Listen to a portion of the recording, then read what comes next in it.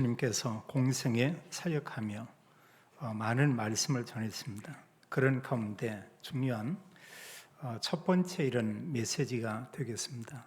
그 메시지를 우리는 산상수훈 이렇게 말하고 있고, 그런 가운데 가장 첫 번째 예수님 말씀한 메시지는 바로 이제 복에 대해서 얘기하고 있죠. 그래서 복이 있는 사람은 이런 사람이다 이렇게 말하고 있습니다. 그럼 오늘 우리가 예배에 참여하는 모든 성도들이 이런 질문을 한번 해보면 좋겠어요. 어떤 사람이 복이 있는 사람일까? 이 질문을 좀 해보면 좋겠습니다. 그런가 하면 내가 아는 사람이나 내 곁에 있는 사람들 중에 어떤 사람을 정말로 복 있는 사람이라고 이렇게 말할 수 있을까? 그러면서 우리는 한 주간 정말 복 있는 사람은 누굴까? 이런 질문을 우리가 거듭 해보면 좋겠습니다. 세상적으로 볼 때 복 있는 사람하고 우리가 복음을 가지고 볼 때 복 있는 사람은 분명히 다르죠. 조금이 아니고 너무나 많이 다른 것은 우리가 볼 수 있습니다. 우리가 일반적으로 세상적으로 볼 때 이런 복 있는 사람은 돈이 많고 우리가 부자들을 참 복 있는 사람이다 이렇게 얘기를 흔히 하죠. 어느 분이 사업이 잘 되고 돈을 많이 벌고 하면은 참 복 받은 사람이다. 흔히들 그런 얘기합니다. 우리가 인정해야 되겠죠. 또 어느 분들이 이제 공부를 다 마치고 좋은 직장에 취직을 해서 이렇게 들어가게 됐다. 이러면 우리가 복 있는 사람이라고 하고, 때로 그 자녀로 인해서 부모님들이 크게 기뻐하고 또 사람들에게 자랑하는 이런 모습을 우리가 볼 수 있습니다. 또 우리가 이제 복 있는 사람이라고 했을 때 우리가 여러 사람에 비해서 이제 더 성공한 이런 사람들이 있죠. 여러 부분에 성공한 물질로, 어떤 또 이런 지적으로, 그 위에 어떤 정치적인 거나 또 이런 재계에서 이런 걸 보면서 참 이제 복 받은 사람이다 우리가 이렇게 말할 수도 있겠고요. 또 이제 몸이 좀 약한 사람들이 볼 때는 건강한 사람들을 보면서 저분은 참 이렇게 복이 있다. 또 건강하면서 우리가 장수한 이런 사람들을 볼 수 있죠. 참 복 있는 사람이다. 또 요즘은 세상이 좀 이상한이 돼가지고요. 특히 우리나라는 이런 투기를 해가지고 이렇게 돈을 많이 모은 사람도 적지 않게 있습니다. 이제 그런 사람 보고도 참 이렇게 돈 많이 벌었고 부자가 되고 그러면서 저 사람은 참 복 받았다 이렇게 말할 수도 있죠. 주로 이런 복의 그런 기준이 우리가 보면은 전부 이렇게 세상적인 거죠. 복음으로 볼 때는 전혀 다르죠. 우리가 복음을 가지고 성경을 가지고 본다고 하면 어떤 사람이 정말로 복 있는 사람이냐? 성경은 구원받은 사람이 복 있는 사람이다. 하나님의 자녀가 이게 복 있는 사람이에요. 에베소서 1장에 보게 되면 우리가 그리스도를 통해서 우리가 구원받고 하나님 자녀가 됐다. 세상은 모르지만 창세기 3장의 이 원죄, 이 문제, 그 죄를 사함받았다. 성경은 이걸 가르쳐 복 있는 사람이다 이렇게 말하고 있고요. 또 구원받은 성도에게는 하나님이, 물론 성삼위 하나님이 계시지만 성령께서 구원받은 성도와 함께 계신다. 이게 진정한 복 있는 사람이다. 그런가 하면 이게 전부 아니고요. 구원받은 성도에게 하나님은 신분과 이런 권세를 줬죠. 하나님 자녀면서 하나님 우리와 함께 있으면서 우리에게 사단을 꺾는 이런 권세도 주고요. 하나님께서 언약 가진 성도에게 주의 천군을 하나님 보내기도 하고, 또 이 땅에 사는데 하나님 나라의 시민권을 가지고 그 권세를 가지고 우리가 사는 이런 하나님의 특권도 우리에게 주고, 그런가 하면 우리에게 주님께서는 참된 복 중에 복인 복음을 전하는 전도자의 이런 놀라운 은혜를 하나님 우리에게 이렇게 주셨죠. 그래서 성경이 말씀하고 있는 복하고 세상 사람들이 말하는 복하고는 전혀 다릅니다. 근데 우리도 흔히 이제 복하면 거의 보면은 물질, 세상 성공, 이제 이런 쪽이죠. 대부분이에요. 그러나 우리는 이 하나님 말씀 가지고 복음으로 모든 것을 우리가 다시 한번 생각하고 우리가 재해석을 해볼 필요가 있죠.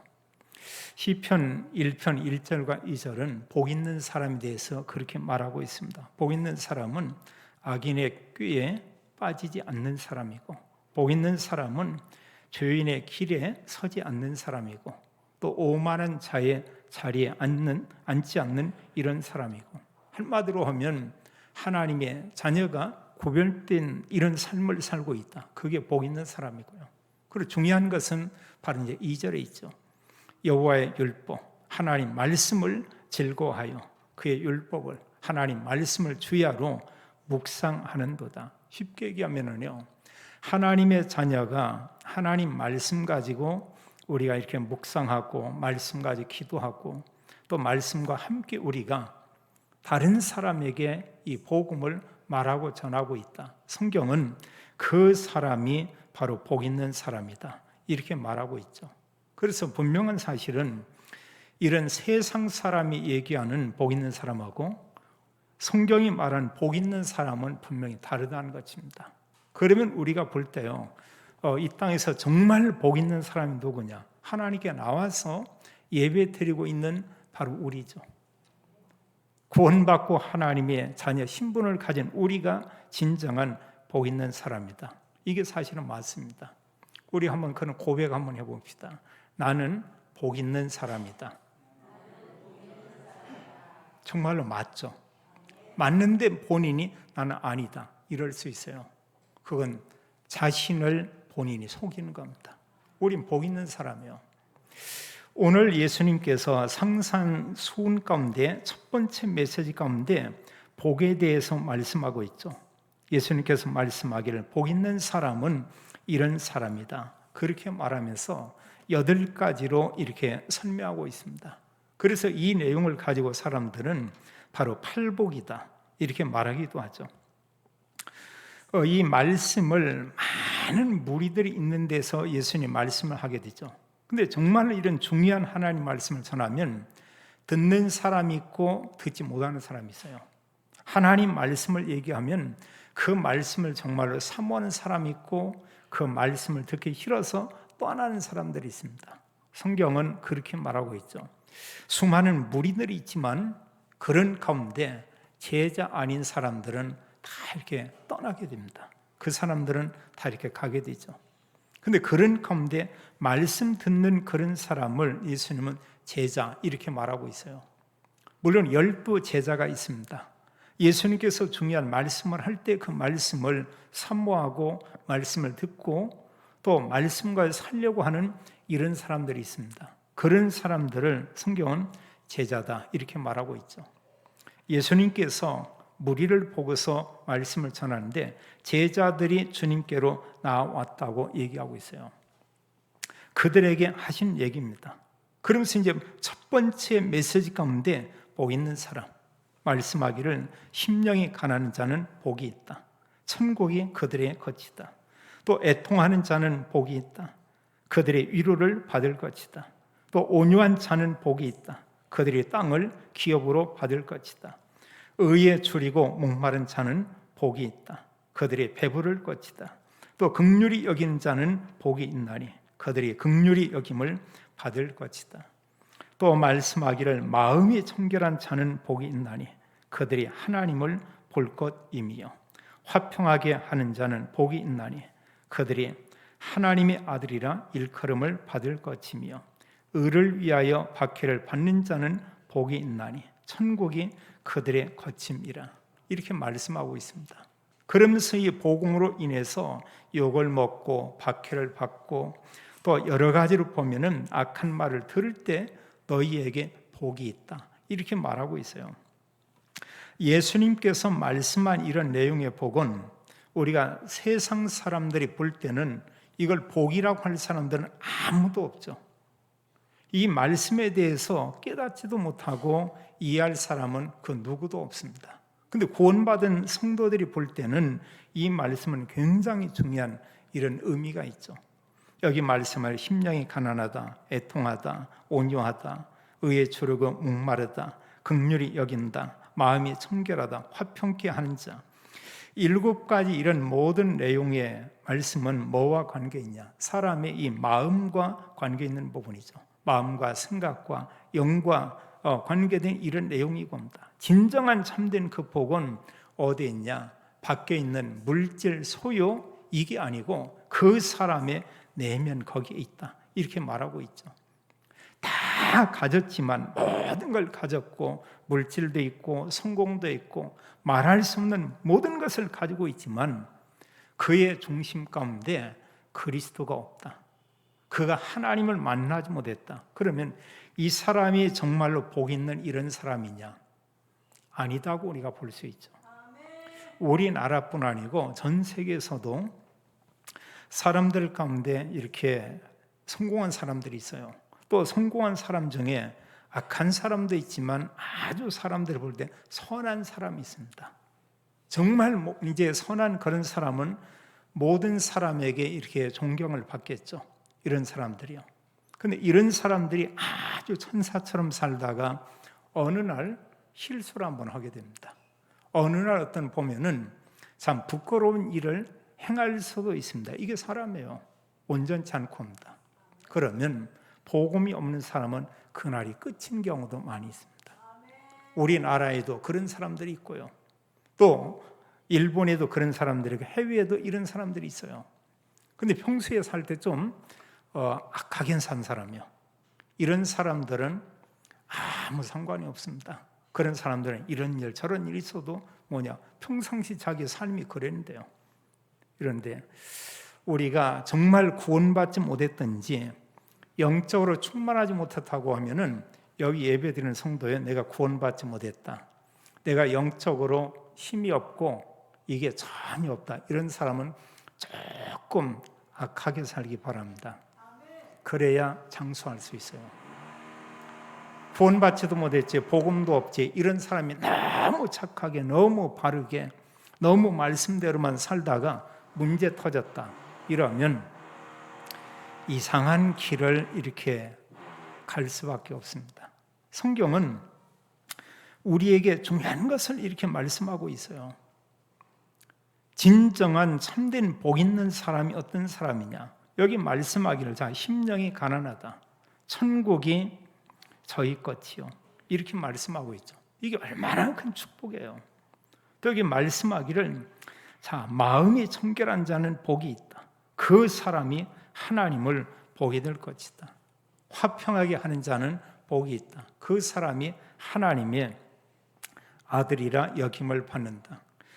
여기에서 이 내용을 우리가 좀 생각을 해야 됩니다. 그 당시에 예수님께서 이런 말씀을 하고 있을 때 많은 사람들이 이 말씀을 듣는 사람도 있지만 말씀을 들으면서 어떻게 하면 저 예수를 이렇게 올무에 걸리게 하고 예수를 시험하고 또 예수님에 대해서 뭔가 이렇게 보면은 자꾸 정죄할 것을 찾는 이런 사람도 있었어요. 그게 이제 바리새인들이죠. 또 특히 이제 바리새 종교인들, 이런 사람들은 예수님 말씀이라고 하면 무조건 그 말씀을 다 거부합니다. 참 희한한 거 있죠. 또 그뿐 아니고 바리새 종교인들은 하나님 말씀을 듣지를 못해요. 이 사람들은, 그들은 이미 다른 걸로 그들은 가득 채워져 있습니다. 그들의 마음, 그들의 생각, 그들의 영적인 부분에는 하나님의 언약과 그리스도와 말씀이 아닌 세상 것으로 가득 채워져 있어요. 예수님 당시의 제사장, 바리새인들, 그들은 세상적으로 성공을 했습니다. 이 사람들은 물질도 많이 가지고 있습니다.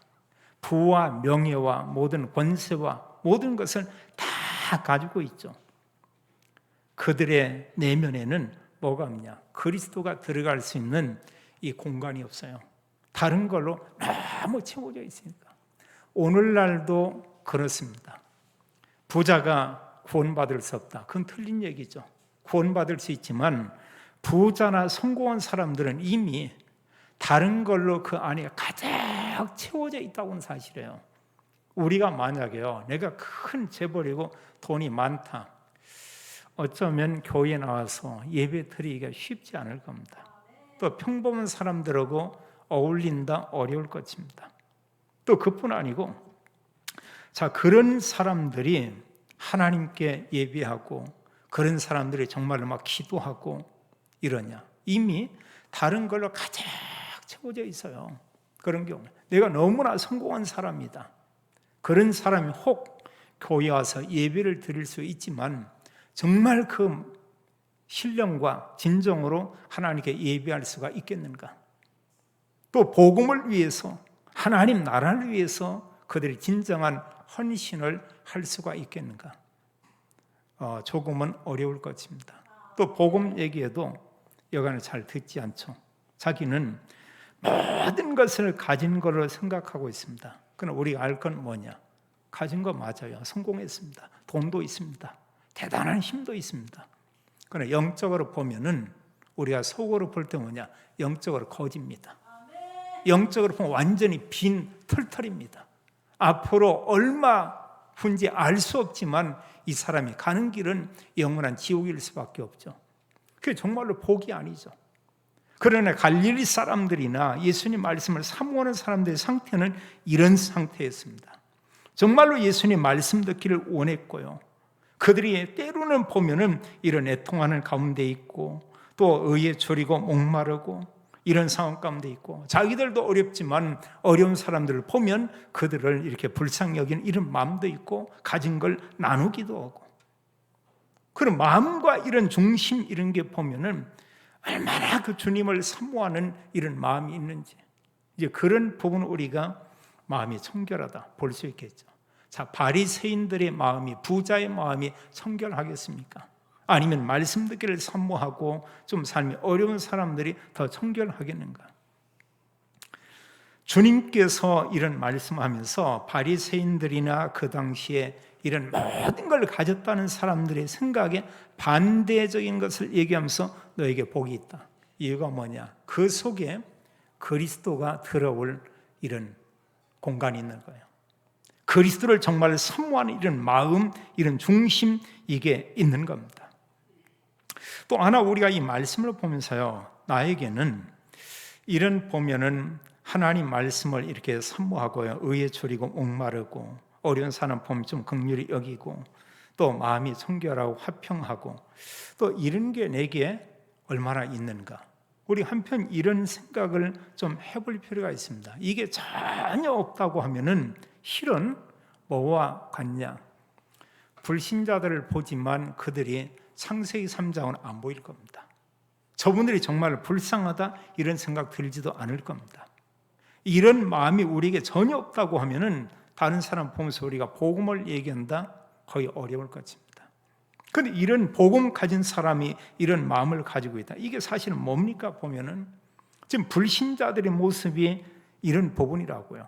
그들이 정말로 그리스도를 구주로 영접하기만 한다고 하면은 하나님께서 이런 모든 축복을 그들에게 다 주죠. 진정한 복 있는 사람이 뭐냐? 그리스도를 필요로 하고 그리스도에 대해서 나 이렇게 갈증을 느끼고 또 하나님 말씀 듣기를 원하는 이런 사람이 진정으로 참된 복 있는 그런 사람이다. 이렇게 말하고 있죠. 그러면서요, 8번째 복의 내용 가운데서 의를 위하여, 이것은 팔복의 사실은 결론의 내용이라고 볼 수 있습니다. 그리스도 구주로 영접했습니다. 너무 중요한 거죠. 이런 사람들이 복음 때문에요, 이 하나님의 말씀 때문에 복음 때문에 여기 의를 위하여 그랬죠. 복음을 위하여 박해를 받는 자 복이 있다. 천국이 그들의 것이다. 이렇게 말씀했고요. 나로 말미암아 예수님이신 그리스도로 말미암아 너희를 욕하고 박해하고 거짓 것으로 너희를 거슬러 모든 악한 말을 할 때는 너희에게 복이 있다. 이렇게 말하고 있죠. 우리 한국에도 두 이단들이 있습니다. 진짜 이단이 있고요, 진짜 이단 많아요. 있습니다. 또 그런가 하면 올바른 복음을 전하고 있는데 누명 쓴 이런 이단도 있어요. 그러면서 양심 있는 목사님들, 복음 아는 사람들은 그런 얘기를 합니다.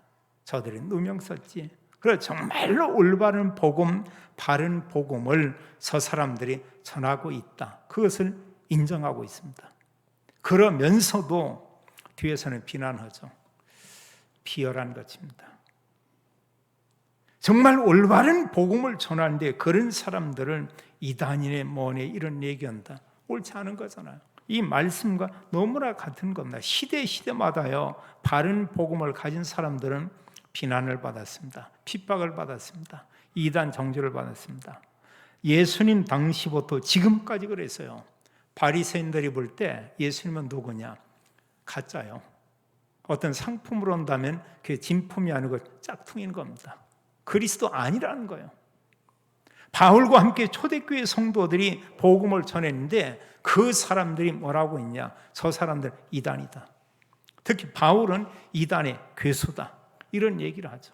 그 이후에도 지금까지 해서 거의 2000년 동안 바른 복음을 전한 사람들이 교회에 의해서 박해를 받았습니다. 근데 성경은 우리에게 그렇게 말하고 있어요. 그 사람들이 복 있는 사람이다. 그러나 내가 복음 때문에 좀 어려움 당한다. 이럴 때 보면 그것 때문에 기분 나쁘고 낙심하고 이럴 이유가 전혀 없죠. 예수님께서 우리에게 말씀하기를 12절에 그렇게 말하고 있습니다. 같이 한번 읽겠어요. 기뻐하고 즐거워하라. 하늘에서 너희의 상이 큼이라. 너희 전에 있던 선지자들도 이같이 박해하였느니라. 아멘. 그래서 이 복음 때문에 어려움 당하고 욕을 먹고 박해를 받고 때로는 위협을 당한다 할지라도 이때 우리에게 말하기를 기뻐하고 즐거워하라. 이렇게 말하고 있습니다. 그래서 사람들은 때로 어떤 기준이 내 기준인 이런 경우가 참 이렇게 많아요. 제가 어느 목사님이 이런 안부를 좀 묻고 했는데 이렇게 보니까 그들이 어느 그 단체 모임에 있다가 몇몇들이 떨어져서 다른 데 이렇게 갔다 오더라고요. 근데 그 중에 이제 어느 한 분은 다 어디에 가면은 기준이 자기 기준이에요. 그리고 본인의 생각에 맞으면 그거 맞는 겁니다. 그건 맞지 않으면 그러면 화를 내고요. 막 그걸 견디지를 못해요. 기준이 성경도 안 해요. 나하고 옵니다. 그러나 아직 보니까 어디로 갔다가 거기에서 또 안 맞으니까 또 나와가지고 가지도 못하고 거기 있지도 못하고 지금 어정쩡하니 이렇게 있다고 이런 얘기를 들었어요. 어느 교단에 있는 목회자들에 대해서 제가 좀 이렇게 물었습니다. 그게 기준이 뭐냐? 복음이라고 하면 그럴 이유가 전혀 없죠. 정말로 보면 하나님 말씀에 대해서 갈급하고 말씀을 가지고 우리가 복음을 가지고 사람들을 본다고 하면 그럴 이유가 전혀 없죠. 기준이 뭐냐? 나입니다. 그럼 내 생각대로 내 뜻대로 돼야 되는데 그런 사람께 나갔어요. 뭔가 해보는데 이게 또 안 되거든. 그게 되겠습니까? 주님께서는 우리에게 말씀하기를 이러한 때 복음 때문에 여러 가지 박해, 핍박이 온다고 할 때 기뻐하고 즐거워하라. 그래 우리의 상이 이 땅이 아니고 하나님 나라, 하늘에 너희의 상이 크다. 이렇게 말씀하고 있죠. 그래서 성경은 전도자들에게 이런 상에 대해서 많은 부분에 얘기하고 있죠. 마태복음 10장에서는 제자들을 보내고 나서 말씀하기를 너희들에게 냉수를 준 사람 제자의 상을 받는다. 이런 얘기하고 있어요. 선지자를 대접했다. 선지자의 상을 받는다. 이렇게 말하고 있습니다. 하물며 우리는 하나님의 언약을 우리가 가지고 있는 이런 사람이죠. 복음을 위해서 이렇게 살고 있던 제자들, 이들이 사실 알고 보면 최고의 복받은 사람이죠. 또 초대교회 성도들을 우리가 볼 수 있습니다. 특히 바울과 함께했던 이런 여러 사람들, 그들은 뭐냐? 이런 박해 어려움이 올 때 거기에 굴복하지도 않았고요. 오히려 보면은 복음 때문에 기뻐했죠. 때로는 순교를 당하는 이런 일도 있었습니다. 그들은 기뻐했습니다. 그들의 소망은 뭐냐? 하나님 나라에 있었고요.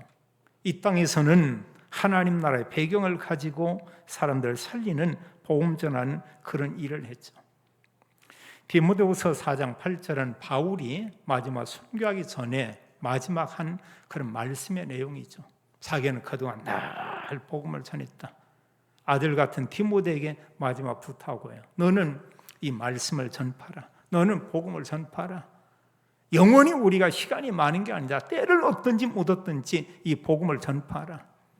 또 전도자는 고난이 있다. 고난을 받으며 전도자 일을 하라. 이러면서 8절에 그런 마지막부터 한 내용이 이제 나를 위하여 의의 면류관이 예비되어 있다. 이건 나뿐만이 아니고 모든 믿는 성도에게 하나님께서 의의 면류관을 예비했다. 이렇게 말하고 있죠. 계시록 2장 10절에서도 그런 말씀하고 있습니다. 성도들이 복음 때문에 여러 가지 시험을 받고 환난을 당하고 이러지만 너희가 죽도록 충성하라. 그런 부분에 무릎 꿇지 말고 하나님 언약의 말씀 가지고 선포해라. 그러면서 말씀하기를 그들에게 생명의 면류관이 내게 있으리라. 이렇게 말하고 있죠. 그래서 우리의 모든 상급이 이 땅이 아니고 하나님 나라에서 이런 모든 상을 우리에게 다 주겠다. 이렇게 말씀하고 있어요. 그래서 우리가 이 말씀을 볼 때 한마디로 뭐냐? 그리스도로 복음으로 이런 그 갈급한 그 사람, 이 사람이 진정으로 복 있는 사람이다. 그리스도가 아닌 다른 걸로 가득 채워진 그 사람은 진짜 복 있는 사람이 아니고 가짜 복을 받은 사람이다. 투기꾼 그 진짜 복 아닙니다. 그 다 가짜 복이에요. 또 사람이 자꾸 투기하고 이러고 하면은 우리가 좋은 의미로 투기해서 내가 뭐해서 돈 벌었다. 그거 투기거든요. 그걸 좀 더 우리가 해석을 달려면 나쁘게 한다면 그게 사기거든요. 그러면 그 중심에 이런 부분이 어쨌든 간에 수단 방법 가리지 않고 내가 부자가 되겠다. 이게 그 사람 마음, 생각, 뇌, 영혼에 그 각인되는 겁니다. 그 속에 정말로 복음이 들어가 있어요. 또 이런 사람이 설령 많은 돈을 벌었다고 해도 복음을 위해서 헌신할 수 있겠습니까? 그건 어려운 거예요. 아주 견고한 나로 이렇게 자리 잡게 되겠죠. 저는 그런 생각을 해봐요. 이런 사람들이 나중에 노년에 행복한 게 아니고 노년에 어떤 면에 영적으로 시달리지 않겠냐. 그 이유는 그 그리스도 모른다 하면 당연히 지옥 가는 거고요. 그게 참된 복 있는 사람이 아니다. 그래 너무 우리가 세상 부러울 거 없고요. 하나님께서 우리에게 말씀하고 있어요. 그럼 성경을 우리가 전반적으로 볼 때 복 있는 사람은 두 번째로 어떤 사람이냐? 성경 전체를 가지고 볼 때 복 있는 사람은 예수님이 그리스도임을 알고 바로 믿는 사람이죠. 한마디로 구원받은 사람. 이 구원에는 우리 노력 아무것도 없습니다. 하나님의 은혜로 우리가 믿은 것밖에 아무것도 없어요. 요한복음 1장 12절은 복음을 들었는데 믿어지는 거예요.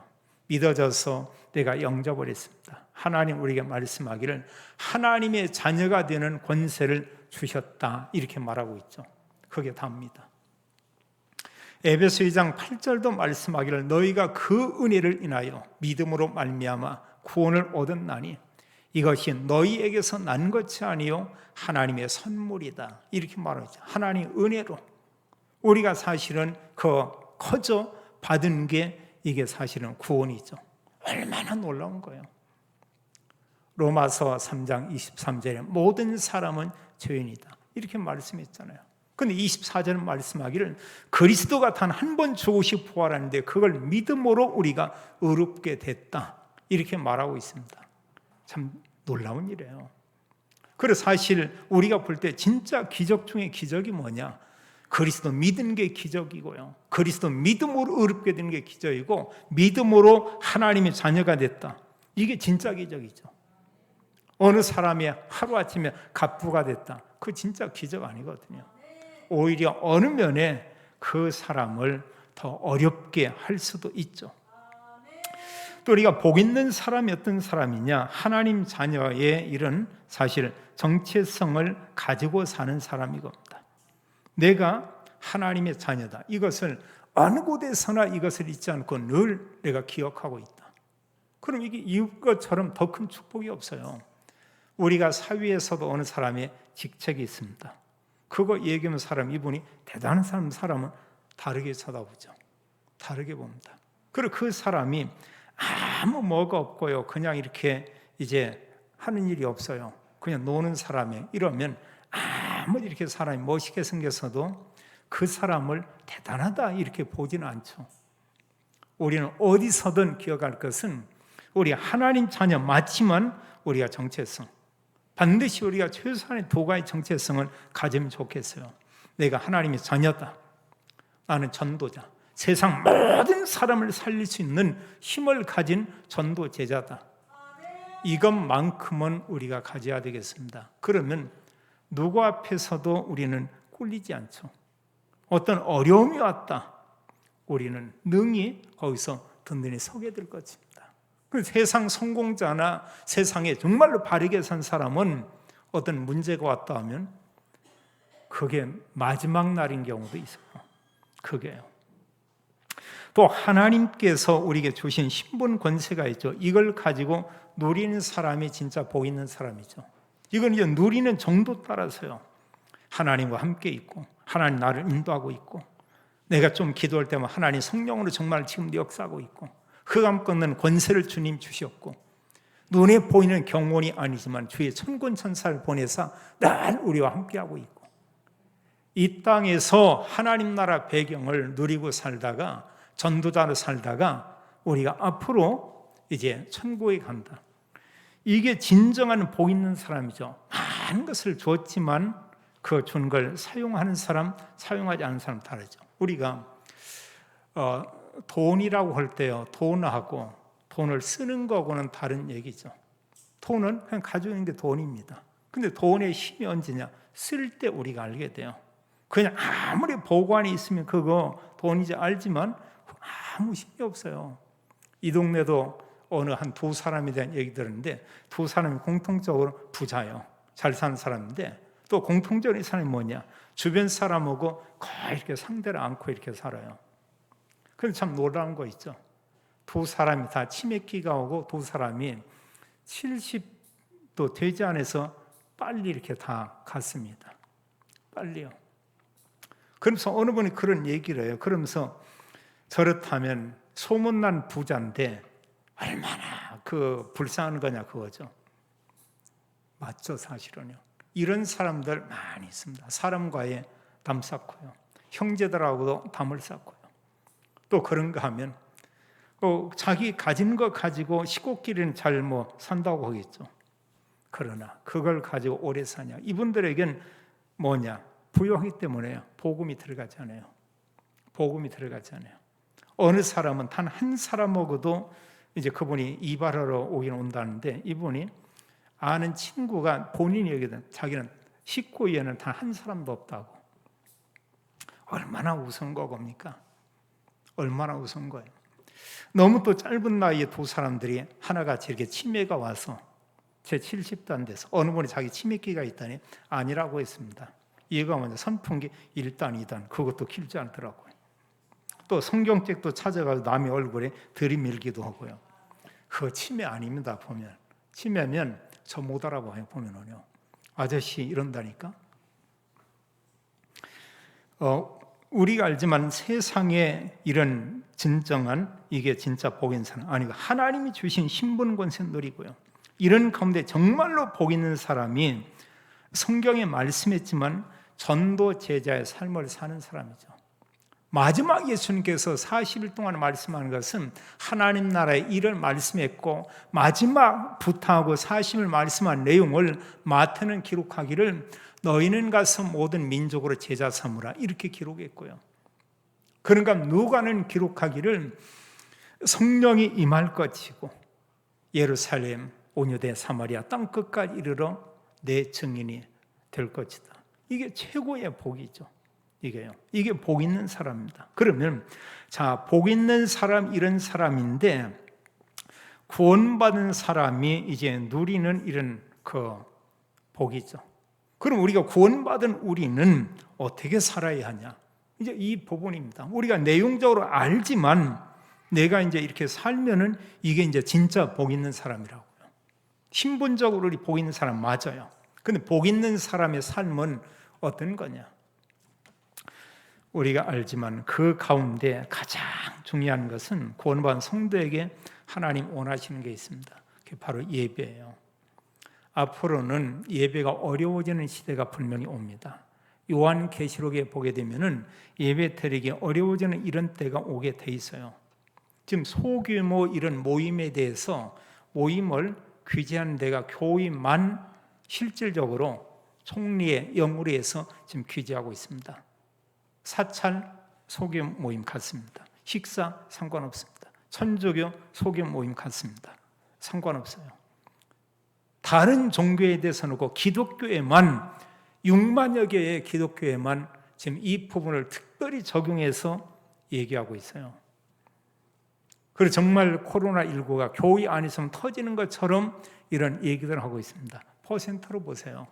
0.00 몇 프로 이렇게 되고 올 것입니다. 어떻게 보면 거의 없는 거나 다르지 않아요. 직접적인 이런 건 아니야. 간접적으로 교회와 또 여러 중직자나 성도가 느낄 때 사람마다 이건 핍박이다, 이건 박해다, 이런 걸 느낄 수도 있습니다. 우리가 물론 조심해야 돼요. 우리가 당연히 주의해야 되는 건 맞습니다. 그런데 특히 교회에 대해서 지금 이런 부분을 아주 강력한 제재에 대해서 교회 공문들을 보내고 또 이렇게 얘기하고 있죠. 이런 때 보면 잘못하면 우리가 하나님을 경배하고 예배하는 것을 우리가 놓칠 수가 있습니다. 예배는 뭐와 같냐? 하나님이 가장 기뻐하고 원하는 거지만 예배는 그 사람의 신앙생활의 어떤 신앙의 온도계라고 이렇게 볼 수 있어요. 이런 그 예배는 그 사람의 신앙의 어떤 정도를 우리가 볼 수 있는 겁니다. 그런가 하면 이 예배가 왜 이렇게 중요한 거냐? 사탄은 예배를 방해하고 있어요. 그래서 하나님과 그리스도가 아닌 다른 것을 경배하죠. 경배의 대상을 바꿉니다. 자신에게, 다른 사람에게, 다른 거예요. 결국은 하나님 섬기지 말라는 거예요.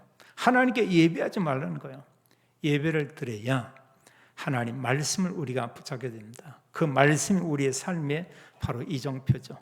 우리가 말씀을 붙잡아야 오늘의 말씀, 오늘의 기도, 또 오늘의 전도, 이게 사실 다 연결되는 것은 우리가 볼 수 있습니다. 그럼 구원받은 성도가 복 있는 그런 삶은 뭐냐? 나는 구원받았습니다. 그걸로 끝이 아니고요, 내 곁에 있는 다른 사람들의 복음을 전하는 전도자의 삶을 살고 있다. 우리가 이제는 얘기해야 돼요. 그리스도 얘기해야 됩니다. 그게 복 있는 사람의 삶인 것을 우리에게 말씀하고 있고요. 또 이런가 하면 정말로 복 있는 사람은 어떻게 보면 다 가진 거거든요. 내 곁에 조금 어려운 사람, 조금 부족한 사람, 이 사람을 우리가 좀 도와주는 겁니다. 그 사람의 부족한 걸 좀 채워주는 겁니다. 또 우리 곁에 있는 나보다 약한 사람을 우리가 좀 이렇게 섬겨주는 겁니다. 이게 복 있는 사람이죠. 사실 이런 힘이 없는 사람은 나만을 위해 살게 될 겁니다. 이 시대에는 모든 사람들이 누군가의 도움을 호소하고 있어요. 아주 작은 겁니다. 우리가 돕는 겁니다. 그러면서 우리가 마지막으로 기억할 이런 내용은 모든 성도들이 정체성 24, 이게 복 있는 사람 삶이 나 하나님의 자녀다. 어떤 상황이 있어도 설령 내가 어떤 죄를 범했다 그럴지라도 나는 의인이다. 어느 상황이 있더라도 나는 보면은 나는 전도 제자다. 우리가 이 정체성 이걸 가는데 24, 매 순간순간 어느 상황이 있어도 이것만큼은 우리가 가지고 있어야 되겠습니다. 그리고 부탁드리는 것은 우리 주변에 여러 사람들이 있습니다. 사람은 연약합니다. 실수할 수 있습니다. 죄를 범할 수 있습니다. 어느 때 부지중에, 어느 때는 고의로, 어느 때는 몇몇 사람과 악을 꾀해서, 설령 그런다 할지라도 이런 사람들을 볼 때 우리는 뭐냐? 복음을 가지고 볼 수 있다. 그게 복 있는 사람이에요. 근데 그 사람을 정죄했다 이런다고 하면은 하나님 언약을 그만큼 놓치는 겁니다. 내 속에 그만큼 하나님 주시는 복을 내가 제한시킨다고 이렇게 보면 되겠습니다. 우리가 구원받았다, 하나님의 자녀다, 이미 복 있는 사람이고, 복 있는 사람의 삶은 어떤 삶이냐 이렇게 우리가 질문한다고 하면은 여러 가지 있지만 하나님 주신 신분 권세 누리면서 복음 전하는 전도자의 삶을 사는 사람이고요, 모든 사람을 우리가 축복하고 살리는 사람이고, 하나님의 영광을 위해서 사는 하나님의 자녀 그리스도인이 진정한 복 있는 사람이다. 하나님 우리에게 말씀하고 있습니다. 평생 우리가 복음 가지고 전도자의 삶을 사는 가장 복 있는 이런 축복의 사람들이 되기를 예수님의 이름으로 축원합니다. 하나님 참으로 감사합니다.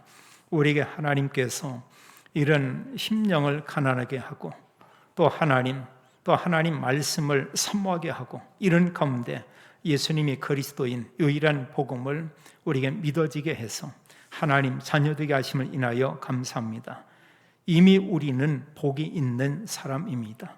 이젠 복 있는 사람의 삶을 살기 원합니다.